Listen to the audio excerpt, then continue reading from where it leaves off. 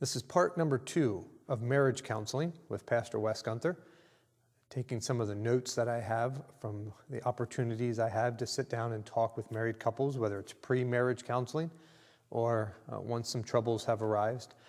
These are some of the documents I use, some of the notes I use, some of the things that I've accumulated over the 15 years of ministry I have. What I have for you today is 5 essentials for marriage.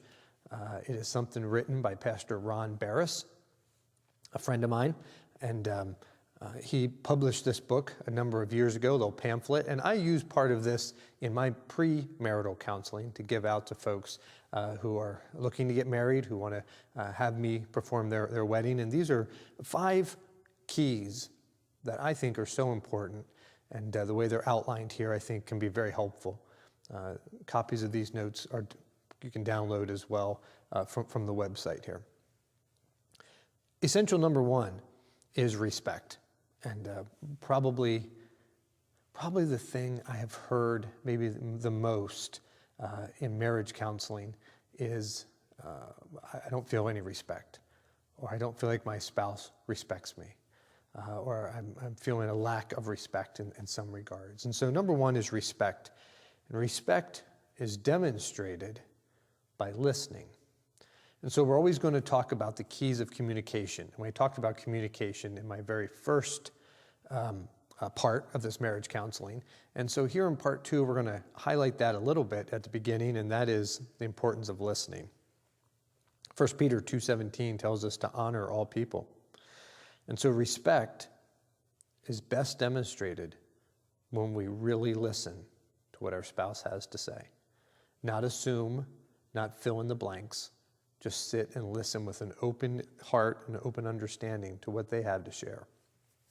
We have a tendency, I don't know about you, but there's been times that I've talked to people, and as I'm talking to them and trying to give some advice, or they have asked me questions, and while I'm talking, you can see in their mind they're already checked out. They're already thinking of what they want to say next. They're already forming their rebuttal, and they're not really listening to what you have to say.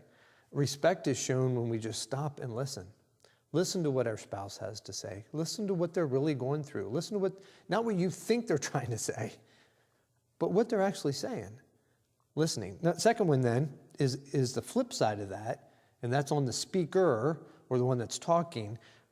But essential number 2 is honesty, which is best shown when we speak in truth, tempered with grace. When we speak of that which is really going on, not to lash out, not to throw accusations, but to be able to speak in honesty and in truth, to be able to share what we're really going through, or how it really affected us, or how those words hurt us, and be able to share those things back and forth. Boy, essential 1, respect demonstrated by listening. Essential number 2, honesty demonstrated by speaking. Ephesians 4:15 talks about speaking the truth in love. Number 3, essential number 3 is commitment. Commitment.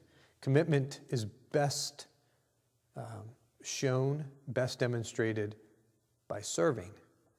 It's something we don't talk enough about, certainly in our culture, which means we probably don't talk enough about it in church situations either. But if you look at the passage there in the middle of the book of John, just before Christ goes to the cross, one of the last things we know he does there in the upper room when he takes that opportunity to demonstrate the Lord's Supper and how they're supposed to remember him, he also takes that time to take the basin of water and kneel down and wash the apostles' feet.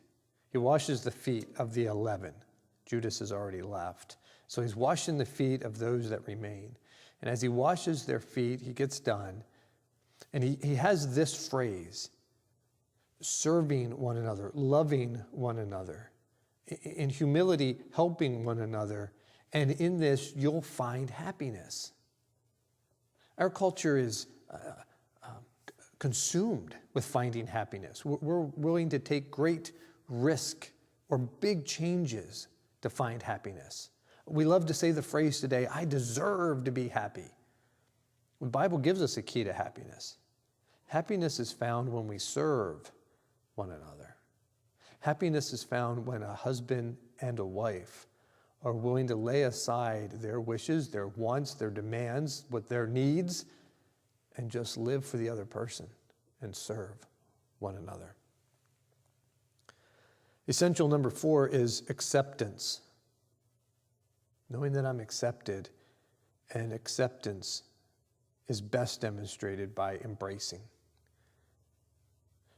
Romans 15:7 talks about receiving one another as Christ received us, accepting the other person as they are. We have such a mindset sometimes in marriage of what we want to change in our spouse. We need to learn to accept our spouse. We married them for who they are. We need to accept them for who they are. Their shortcomings, the things that they excel at, we need to accept them. And acceptance is shown by embracing that. And then last of all is, of course, forgiveness. And forgiveness is best demonstrated when we pray for one another. Are we praying for our spouse? Do we lift them up before the Lord? Not praying that God will change them to the way we want them to be, but praying that God will use them, will work through them, will embolden them and strengthen them.